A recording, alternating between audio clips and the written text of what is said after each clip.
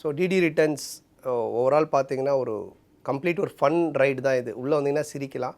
இதில் நான் சொன்ன எல்லா ஆர்டிஸ்ட்டுமே ரொம்ப நல்லா பண்ணக்கூடிய ஆர்டிஸ்ட்டு. அவங்கள இன்னும் ப்ராப்பராக யூஸ் பண்ணுற அளவுக்கு டேரக்டர் சூப்பராக இதில் எழுதியிருக்காரு. குழந்தைங்க லேடிஸையும் மீறி எல்லாருக்குமே ஒரு பிடிச்ச ஒரு படமாக இருக்கும்.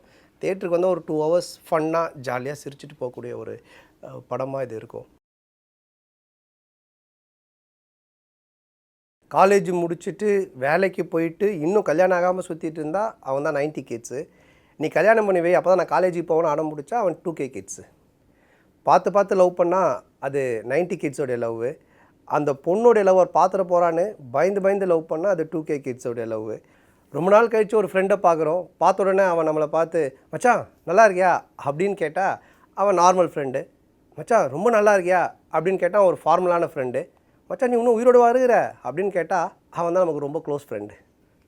சாப்பாடு சாப்பிட்டு போடா அப்படின்னு ஆர்ட்ரு போட்டால் அது அம்மா. ஆர்ட்ரு பண்ண சாப்பாடை சாப்பிட்டுட்டு போடான்னு சொன்னால் அது ஒய்ஃபு. லவ் பண்ண பொண்ணு விட்டுட்டு போனால் கொஞ்ச நாள் கஷ்டமாக இருக்கும். அதே பொண்ணை கல்யாணம் பண்ணால் வாழ்நாள் ஃபுல்லாக கஷ்டமாக இருக்கும்னு நிறைய பேர் சொல்கிறாங்க. ஸோ நீங்கள் முடிவு பண்ணிக்கோங்க எந்த கஷ்டம் பெட்டர் அப்படின்னு. போதும்பா பழைய சந்தானத்தை கேட்டது. இப்போது படத்துக்குள்ளே இன்டர்வியூ கொடுக்க வந்ததே இந்த டிடி ரிட்டர்ன்ஸும் இந்த படத்தை பற்றி தான். ஸோ படத்துக்குள்ளே வந்துடலாம் வாங்க.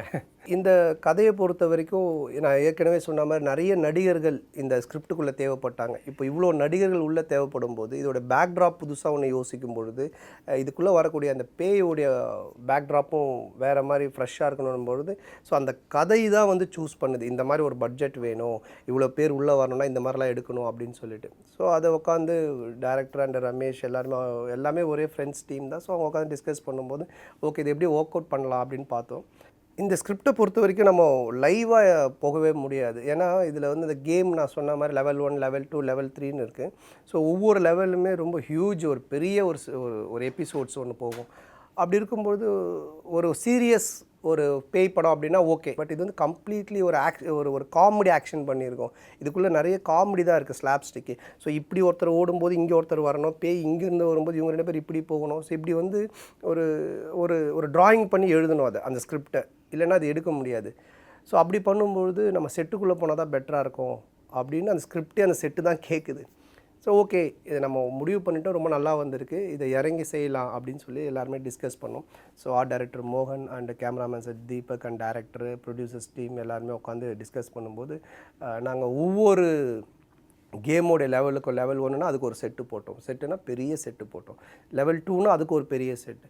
பட் ஆனால் இது எல்லாமே படத்தில் வந்துட்டு டைரக்டர் அண்ட் டீம் வந்து ரொம்ப சூப்பராக யூஸ் பண்ணியிருக்காங்க. ரொம்ப இன்ட்ரெஸ்டிங்கான கண்டென்ட்டு, அதுக்குள்ளேயே ஃபன்னு காமெடி, ஸோ இது எல்லாமே அதுக்குள்ளே அழகாக ஒர்க் ஆகிருக்கு.